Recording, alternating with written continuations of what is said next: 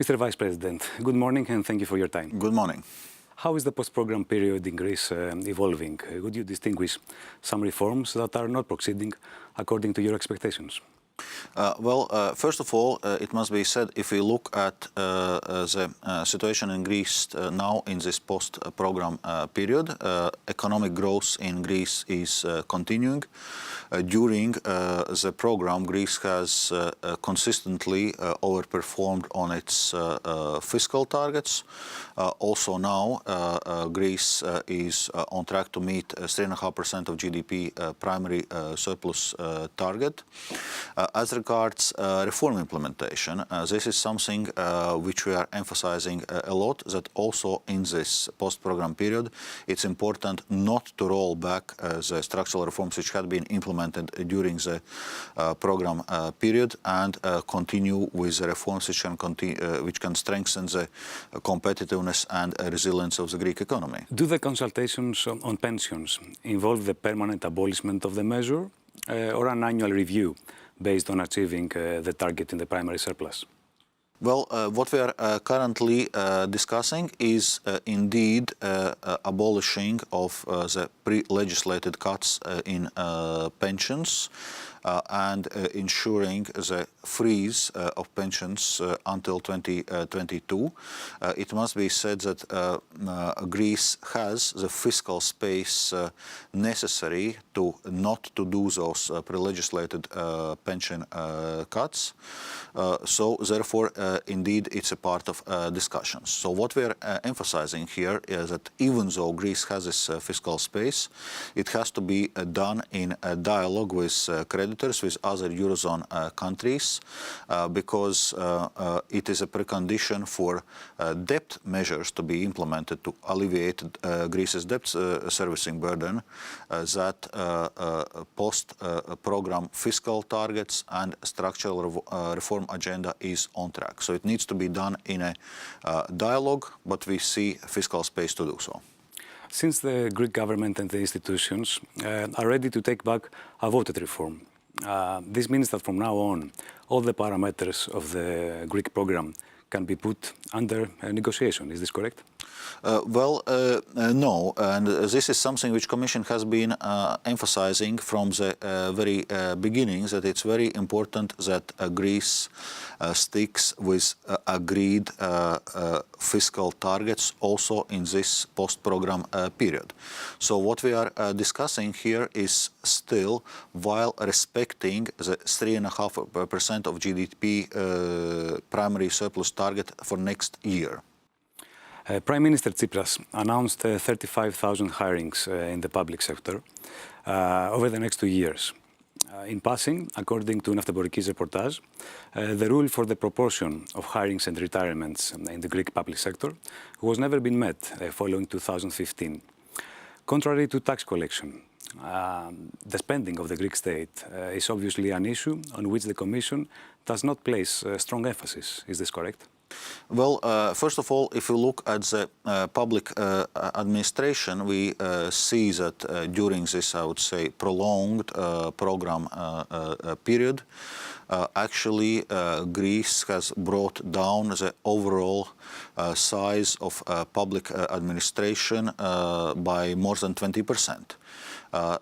Indeed, you can discuss this exact ratio, which was agreed 1 to 3, basically one new hiring for 3 people leaving the public service.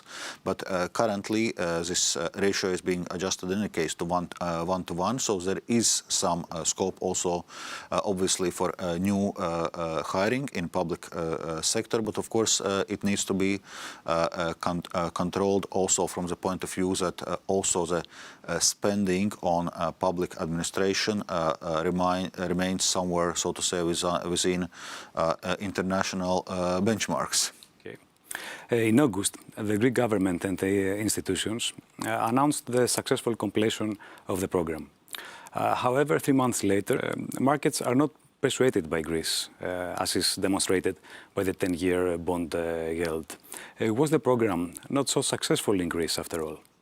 Well, first of all, when we were finalizing the program, one element was to ensure that Greece can return to the markets gradually, because it's clear that after such a prolonged program ever since 2010, and with such a high debt-to-GDP ratio, around 180% of GDP, it's going to be complicated. So we provided the necessary cash buffer for Greece so that it can return to the markets gradually. That's another reason why Greece needs to stay on track as regards fiscal targets and implemented structural reforms to ensure also credibility vis-à-vis markets. But we must admit that also currently the external environment is not very conducive. You see problems in emerging economies, including in Turkey. You see now difficult discussions with Italy as regards its fiscal performance. It's all not really helping. But there is scope for Greece to return to the markets. There is time for this, provided the fiscal buffer Greece has. So we are ready to work closely with Greek authorities to ensure that actually it's a successful return to the markets. Italy in 2018 reminds one of Greece in 2015 to some extent. Do you notice any similarities between the two cases, and what would you say they have in common? Well, first of all, it's sometimes too easy or too superficial to make too many similarities. There are important differences, including that Italy is not and has not been a program country, so Italy can finance itself fully from the markets. This is happening in a period of economic growth, whereas Greece in 2015 actually was just coming out of the crisis and was basically thrown back into recession. So there are some factors which are maybe less acute than what we saw in Greece in 2015. But there is one underlying lesson which is important, that financial stability is a precondition for economic growth.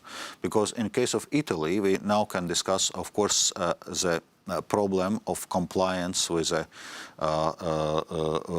EU fiscal rules, but at the same time we see that it's also not helping the economy. To the contrary, given this strategy chosen by Italy's government, Italy's economy is slowing down, because interest rates, depending on maturities, are already 1 to 1.5 percentage points higher than they were a year ago. Confidence indicators are down, financing costs, financing conditions are starting to get more problematic also for the real economy, for Italian companies, for consumer loans. And as a result of all those factors, we see Italy's economy slowing down. And we just revised down Italy's growth forecast from 1.3% to 1.1%. Thank you, Mr. Dombrovskis. Thank you.